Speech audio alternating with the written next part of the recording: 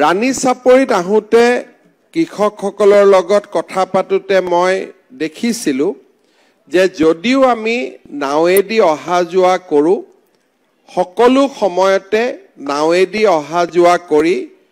খেতিৰ সামগ্ৰী লৈ অহাত অসুবিধাৰো সন্মুখীন হয় কিন্তু এনেকুৱা স্থানত দলং কৰাৰো কোনো সুবিধা নাথাকে ইয়াৰ বিকল্প কি হ'ব পাৰে মই গুৱাহাটীলৈ গৈ আমাৰ বিভাগৰ লগত আলোচনা কৰিছিলোঁ যে আমি কেনেকৈ ৰাণী চাপৰিৰ ৰাইজক তৎকালীনভাৱে যিকোনো সময়তে চাপৰিলৈ অহা যোৱা কৰাৰ সুবিধা দিব পাৰোঁ বহুতখিনি আলোচনা কৰাৰ পিছত আমি এটা সমাধান পাইছিলোঁ যে আমি যদি ইয়াতে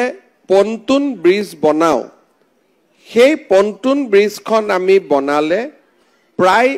2-3 টনলৈকে ওজনো ল'ব পৰা যাব আৰু ৰাইজে অহা যোৱাও তাত কৰিব পাৰিব আৰু যদি ৰাইজে ভাল পায় পৰৱৰ্তী সময়ত আনটো মূৰতো আমি আৰু এখন পন্টন ব্ৰিজো আমি বনাব পাৰিম যাতে দুইফালৰ পৰা ৰাইজে অহা যোৱা কৰিব পাৰে দ্বিতীয়তে মই যেতিয়া তাত গাঁৱত গৈছিলোঁ চাপৰিত গৈছিলোঁ তেতিয়া সোলাৰ লাইটৰ কথা আলোচনা হওঁতে আমি গম পাইছিলোঁ যে তাত ইলেক্ট্ৰিচিটি নাই সোলাৰৰ জৰিয়তে আমি যদিও যথেষ্টখিনি কাম কৰিব পাৰোঁ কিন্তু ইলেক্ট্ৰিচিটি থাকিলে বা নিয়মীয়া বিজুলী থাকিলে আমাৰ পাম্প চলোৱাটো অসুবিধা নাই আৰু ৰাতি তাত মানুহ থকাৰো আমি ব্যৱস্থা কৰিব পাৰোঁ আৰু আমি এক প্ৰকাৰ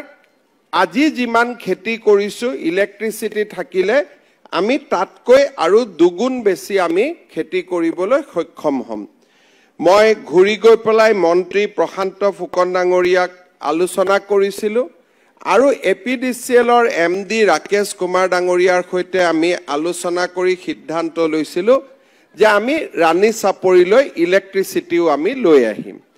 এই ইলেক্ট্ৰিচিটি নিৰ্মাণৰ বাবে আমি 8 কিলোমিটাৰ হাই টেনশ্যন লাইন আমি ইয়াৰ পৰা লৈ যাম তালৈকে আৰু টোটেল 25 কিলোমিটাৰ এৰিয়া আমি এলটি লাইনেৰে সংলগ্ন কৰি দিম তাৰমানে টোটেল 25 কিলোমিটাৰ এৰিয়াত আমি ইলেক্ট্ৰিচিটি দিম ইয়াতে আমাৰ 5টা 63 কেভিৰ ট্ৰান্সফৰ্মাৰ হ'ব আৰু 5টা আমাৰ 25 কেভিৰ ট্ৰান্সফৰ্মাৰ হ'ব আৰু এই গোটেইখিনি দি আমি ইয়াত 4000 বিঘা যিমান মাটি আছে আমি গোটেইখিনিক সামৰি ল'ব পাৰিম সকলোৱে খুব কম সময়ৰ ভিতৰতে ইন্টাৰেষ্ট লৈ মই 14 জানুৱাৰীত ইয়াত আহিছিলোঁ আজি 7 মাৰ্চ মাত্ৰ ক'ব গ'লে ভাল কৰি দুমাহো হোৱা নাই 1.5 মাহৰ ভিতৰতে গোটেই কামখিনি কৰি দিয়াৰ বাবে দুইটা বিভাগকে ধন্যবাদ জনাই